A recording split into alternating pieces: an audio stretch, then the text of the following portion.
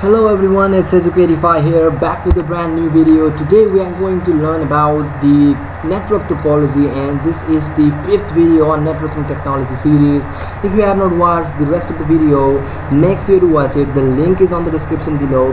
So without wasting much time, let's start today's content.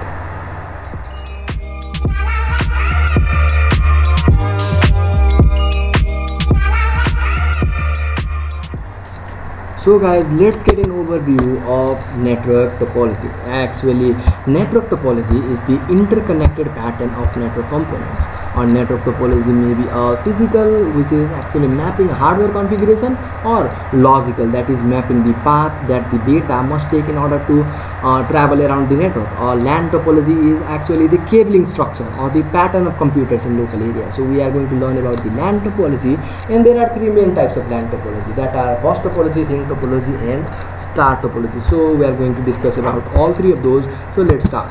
So at the first, we are going to discuss about the bus topology. So the bus topology is a type of topology which uses a segment of single cable to connect nodes. So it uses a segment of single cable to connect the node, and that single segment of cable is called bus. Okay, it is called bus, and all nodes in network devices are connected to this single cable, that is bus. So that is named bus topology. So terminators are attached at the cable start and end points. When it has exactly two endpoints, it is called linear bus topology. Actually, when we have two terminators attached at the cable start and end points, which means that we have exactly two endpoints, then it is called the linear bus topology. In the diagram you can see here, this is the bus and the nodes are connected to the bus. So actually it is a network topology in which all the computers and peripheral devices are connected to a common single cable called bus. So the bus has terminators at either end which absorb the signal transmitted on the network cable. So terminators prevent signal from being bounced back along the cable and causing interference. So that's what bus topology is. Now let's see something about advantages of bus topology and disadvantages as well. So the first advantage of bus topology is it is cost effective, and cable required is least compared to other network topologies, and it is used in small networks, and it is easy to understand, and it is easy to expand as well. Okay, and it is easy to identify the cable faults as well in bus topology, but there are some drawbacks of bus topology as well. So here limited cable length and number of stations are limited, means that the cable length is limited and the number of stations are as well limited, and if there is problem with the cable, the entire network breakdowns, and the maintenance cost may be higher in the long run as well for bus topology. So we have completed bus topology, and now we are heading towards ring topology.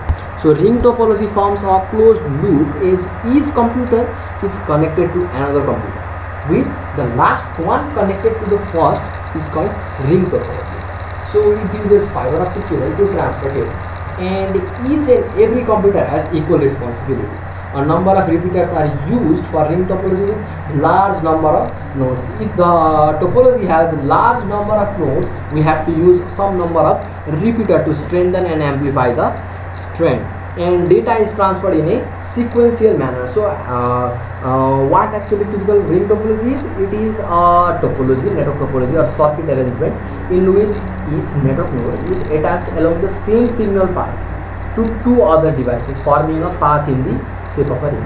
Means each node in turn reads the network signal from its upstream neighbor and then retransmit it to its downstream neighbor.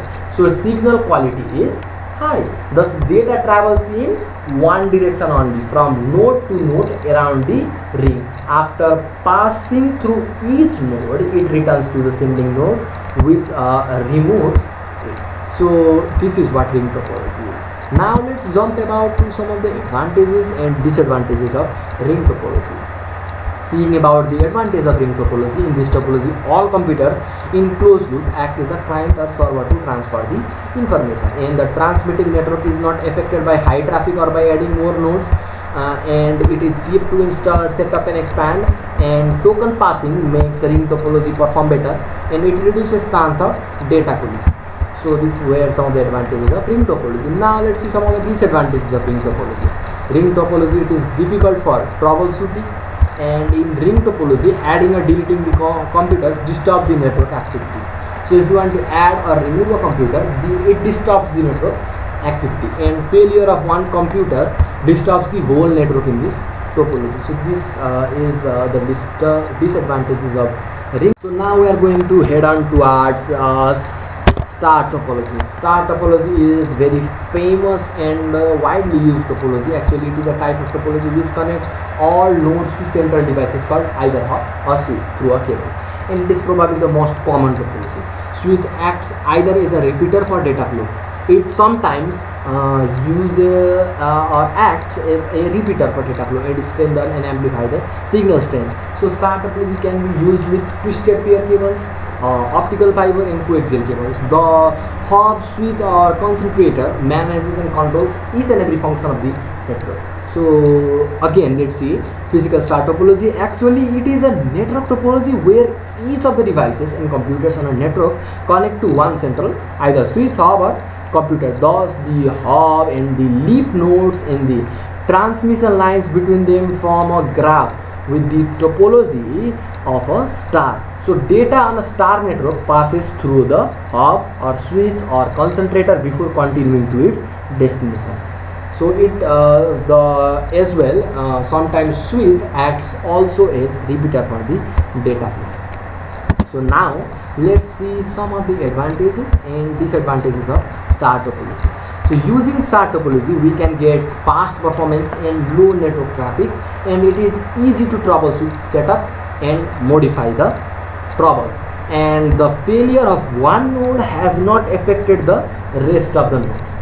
Okay, the failure of one node will not be affecting the rest of the nodes. And some of the disadvantages of star topology are hub and more wires are required, means either hub or switch or concentrators, and a lot of wires are required. So the cost of installation will be high, and the whole network is stopped when the hub or central device fail. It may be any kind, like hub or switch, concentrator or certain computer can be used as a central device, and the system crucially depends on the control device or central device like switch or hub. If it fails, entire network fails.